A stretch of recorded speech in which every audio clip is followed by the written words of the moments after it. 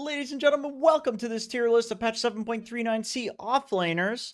It's bad camera quality Jenkins here, and I'm sorry for going away for almost a year, but I'm back. Gonna start recording tier lists again, starting with this one. So, EWC just ended. We pretty much know the meta. There currently is no tier offlaners, in my opinion, at least not heroes that are traditionally played in the offlane and are tier. So the dog shit tier is now the D tier. I'm going to try to speed run the D and the C tier because half the reason these heroes are not good is because the broken offlaners are so broken because there's some gimmick that exists with them that makes them insane. Okay, so Necrophos, I think that a lot of popular counters to him are really strong. Heroes like Queen of Pain, Pugna, it just doesn't feel like that great of a necro patch. He won't do that well in lane against the popular carries like SFTA. They'll destroy you. Sand King, because of 33, Valve removed the old facets with this hero and added new ones. The new ones are not good. He has not recovered since that patch. Slardar, this is pretty much played as a mid laner, as like a counter to Ember Spirit and other melee heroes like that. Even then, it's not picked that much as a mid. As an offlaner, you might pick it to counter Juggernaut or Lifestealer, like these magic immune guys. But Juggernaut is just not a good hero. I don't even think it counters him that hard. And then it just doesn't counter Lifestealer anymore. Like, legitimately, Slardar's numbers are so bad that you cannot function in the only way that he would function as an offlaner for, like, a very long time. Doom, this is a good hero. It's like an S-tier hero, but it's a carry. This is, like, probably the best carry in the game right now. But virtually nobody was picking it as an offlaner at EWC. And if they did, they were losing with it. So the reason that it's a carry is because you're going for Radiance, Midas, you're being super greedy, and you're playing around the innate that is letting you deal more damage with your right clicks when you are over leveled over your opponents. So you want to play with a level advantage. All of these things are like better in a carry position. Viper and Razor, they're kind of in the same category where there's not really like a great late game build on them right now that makes them imba. They can be picked to win lane, but even then they've been nerfed to the point they don't win lane that hard against a lot of the carries. You might pick it like, oh, Viper into TA, Razor into TA. She's actually so strong, she'll just on you in lane. So yeah, I mean, if you're really good at these heroes, go for it. Like Amar will still play Razor off lane, but he'll play it when it's literal tier, so I would suggest against it. Wraith King, there was like a brief window where people thought that he'd be a good offlaner, and then that kind of fell off. I think his timing is quite slow. Like, you need to go for some Radiance build, and even though technically, like, Dota has slowed down in the sense that there's not that, like, 15-minute Tormentor everybody's trying to fight around, still, farming a Radiance in the offlane feels kind of bad right now. There's a few exceptions to that, but for the most part, offlaners are not really building Radiance. We're in a very odd offlane patch.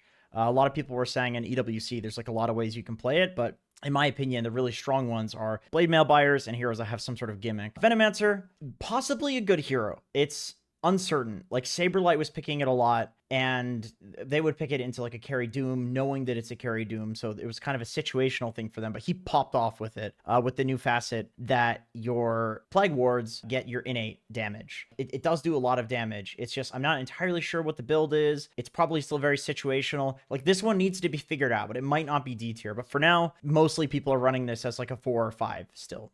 Legion Commander, the like blink solo kill you pick off meta is not really a thing. Like, she just kind of seems like a version of Axe, except Axe has the blink blade mail stuff, but also you eventually go into Aghanim Shard and he has like scaling damage that's not just the blade mail. Like, he's got a really good scaling build, whereas Legion, it feels like very one-trick pony of I'm gonna blink duel, kill one person, and you know, you really need to find those early support kills. If you can do that, the hero will always snowball, but I think there are just better heroes than Legion Commander at doing exactly what she does, but better.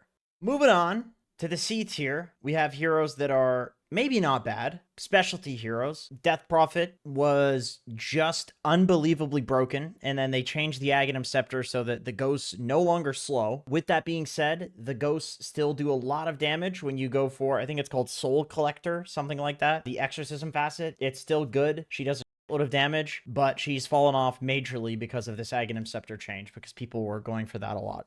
Visage, I actually think Visage is low-key not that bad. 33 was going for a Conda build in EWC, but it's definitely a hero, and Vlad's is very strong right now. It's definitely a hero that, like, you need a lot of games on. You got to be like a master tier Visage right now, otherwise I think you can definitely suffer, and you got to do some weird like go gank lanes with the gold collection facet early on, you know, like you got to be like really cheesy. Abaddon, this is mostly played as a carry, and in EWC it would be used as like a flex pick where they would flex it to offlane, and 33 was going for some like Octarine, Midas build, sometimes Blade Mail, Blink, Orchid. Radiance is still fine, but people are opting more so to go for like Blade Mail and maybe Harpoon and going for that build if they want to scale. So it's not like overpowered tier, but it's definitely good. People are going for the cooldown reduction facet. Underlord, very strong into certain heroes, and sometimes there are games that you just really need like a beefy boy to run in and be like your aura carrier, and he's great at doing that. He's good into illusion heroes, and if you need like Pipe Crimson, he's your guy. There are better options for Pipe Crimson, but sometimes there are games where like you really need Pipe Crimson. For instance, if you're playing into like Abaddon carry, then you want a hero that's going to be building a pipe to counter that. Broodmother 33 was also playing this one.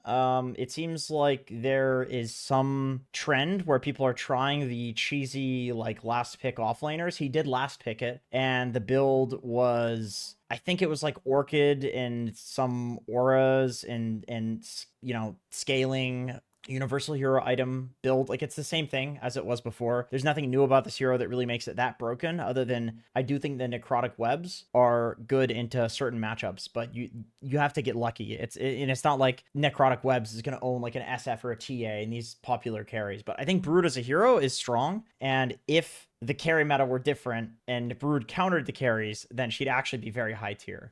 Primal Beast, Collapse was playing this. This might actually be higher tier. This might be B tier. It's just I'm not seeing it at all in pubs. The facet that people are going for is the one where when you slam with the ult, it increases the AoE on all of your stuff. So people are waiting to trample until after you ult, and you get this big trample. I think it's very high skill. I think it's like hard to play team fights. People will interrupt you during your ult because they're not stupid, but it's definitely a good hero. And also in EWC, people were playing it mid, and so, you know, if you could play it off lane and flex it, it was a lot stronger. So competitively, the hero makes a lot of sense. But I do think maybe just because people are not picking it in pubs, I'm underrating it a bit. It may be like B or even A tier. For now, I'll leave it in C tier because I think it's quite hard. Mars, also a difficult hero. There are some games where the facet where you can't see inside of the arena is really strong against like saves in particular. I do think if you like, Mars has that typical issue where if you fall off, you are basically a support and there's no way to farm and come back into the game. So you like have to snowball, you have to get a kill with every ult, or like zone people off your lane with ult so you can farm in the lane. So it's hard, but it's definitely good. Omni Knight, basically ever since they made Hammer of Purity cost no mana, he's been solid. It's another Radiance buyer, and like I said earlier about Wraith King, offlane Radiance buyers are kind of falling off. So when people are playing Omni, I could definitely see some like Echo Saber build where you're playing like a right-clicking scaler, but this hero has the same issue as Mars, where if you don't dumpster the lane and then like snowball, you can feel very useless in the game. But there's definitely snowball potential. Like if you can get like a last pick Omni and they just have nothing to like interrupt your BKB TP, and you know that you're gonna like own the lane, then it can be really good. But anytime I'm considering these offlaners, I'm just thinking like, what are you probably laning into? SF, TA, Medusa, like Omni against those heroes, depending on the support, can definitely struggle. Kunkka, still a decent offlaner on this patch. It is a Pipe Crimson buyer, which is always nice, depending on what you're playing against. Like if you're against PL, Kunkka can feel really good. You want a hero that's buying Crimson. He can also buy Radiance. Like I said, Radiance on the offlane.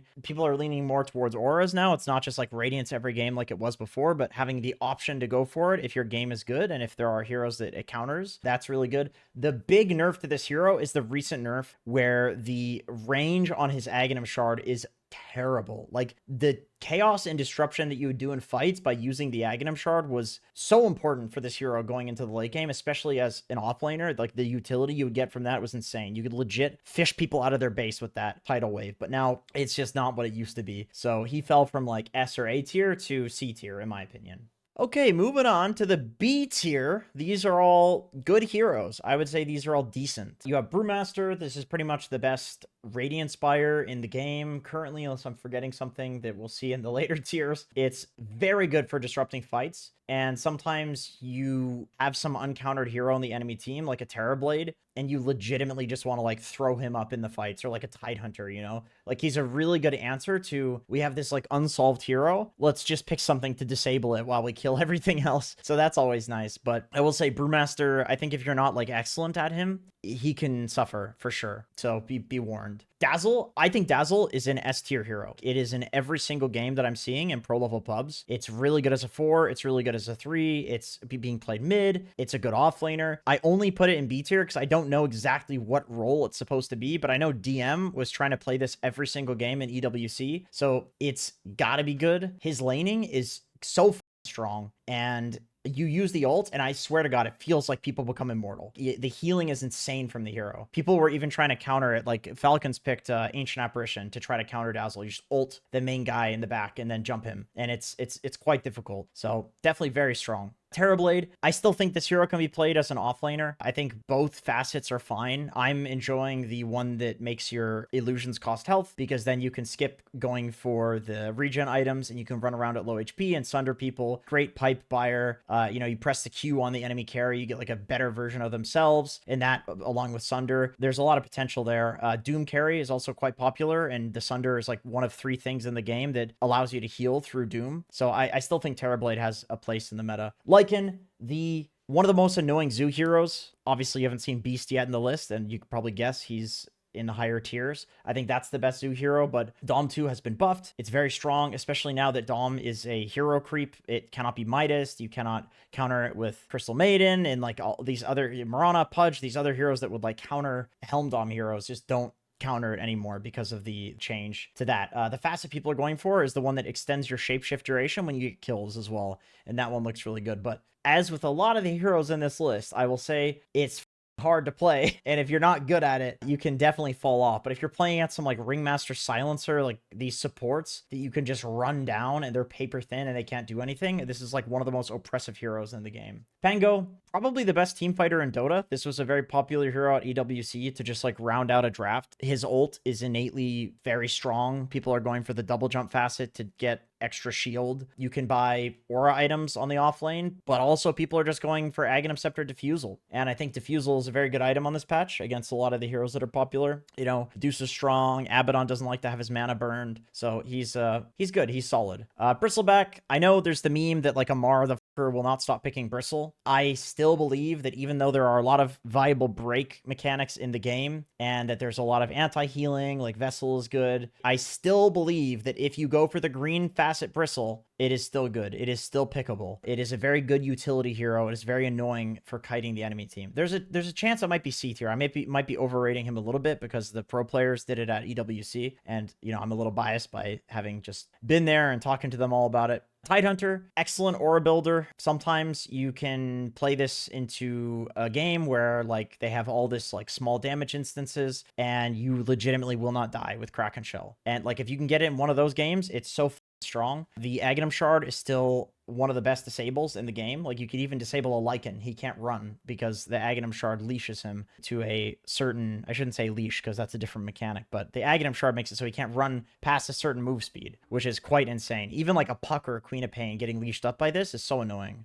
Centaur, really excellent if you need like a good wave cutter and Axis Band, because you can just not lane with this hero by cutting wave. I think there's a few scaling builds on him that are good. You can go for the Aghanim Scepter and play to save your team and have the extra move speed from that. You can play with like Kaya and Sange and scale with the Aghanim Shard. The horsepower facet is still fine. I think the facet that gives you extra damage on double edge is also fine. I saw Thompson doing that on mid lane and completely skipping the passive. There are definitely options for Centaur. He's good. Timber, maybe this is also recency bias of Amar the, but they were legit just first picking the hero. And I think if you're good enough at it, you can get through the lane against pretty much anything. And the build is like Blink, Kaya, same thing as before, and valuing Aghanim Scepter. And if they get something to purge the Ags, then you get a BKB. And it's good. I think people realize like how much healing, or like not healing, but the shield gives from the Ags. And like for me, I realized it retroactively works where like if more heroes are around you, you get more healing. And like I knew that, but then reading the numbers, I was like, holy f, that's legitimately, you should go into a practice lobby and test this. It's crazy how much shield and regeneration the shield has if you go into 5 heroes. It's like you legit become unkillable. Enigma, great counter to TA. Drumboot build, Vlad's build, still very strong, like great summons hero. It was banned a lot in EWC. There's like lots of silencers, Rubik's being picked, so there are counters to the black hole, which kind of sucks, but he's a good summons hero. And Toronto Tokyo was also going Helm Dom 2 on Enigma and just playing around, like basically you're just another Lycan, but with an ulti.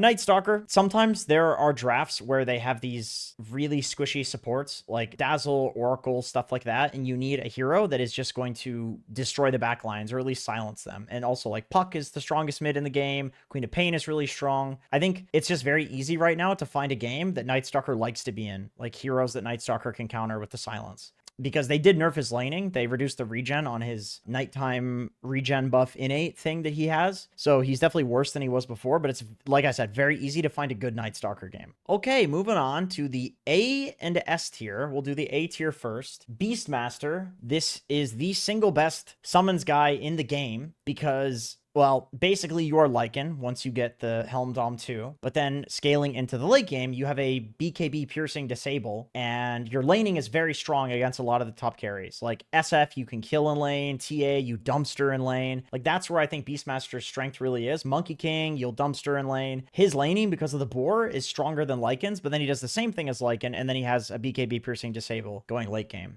Magnus, speaking of BKB piercing disable, the Eternal Empower facet is insane for farming. Like you're going to get so farmed, and there's still very little in Dota that beats a horn toss into skewer. This was first pick against Spirit in EWC, which makes sense because it's collab, but they will really prioritize the hero when it's actually good. There's like a Kaya and Yasha build where you're playing around the reduced cast time and going for skewer backs. I've seen people go for both facets, actually, the Eternal Empowerment, as well as the one that makes your Shockwave come back. Both actually seem good. I personally prefer the Empowerment one because you can farm, and in pubs, people kind of let you farm. But yeah, the skewer backs are insane. If you can get Dazoon Blood right with the ult from Mag, it's crazy. Like the vacuum into BKB piercing disable is nuts. Speaking of vacuum, Darkseer did get nerfed pretty hard. They reduced the move speed slow on his wall. They reduced the move speed slow on his Surge, Aghanim Shard. That definitely hurt him. However, he is still the best Crimson and type builder in the game, and he is still an amazing anti-carry, and he's still really good against all the popular carries. You know, he doesn't care about Monkey King that much. TA, SF, these are great heroes to get illusions of. You can dumpster them with ion shells and kill them in lane. It's just that maybe for pubs, it's a little sus because you need a guy that's like playing around Darkseer, you know. Usually these days it's like Willow Batrider, and these are ranged heroes, and maybe people are not so good about playing with the ion shell with ranged heroes, but in high tier pubs, like this is a really S tier hero, or A tier, I should say. And then getting into the S tier, as we see the entire list here,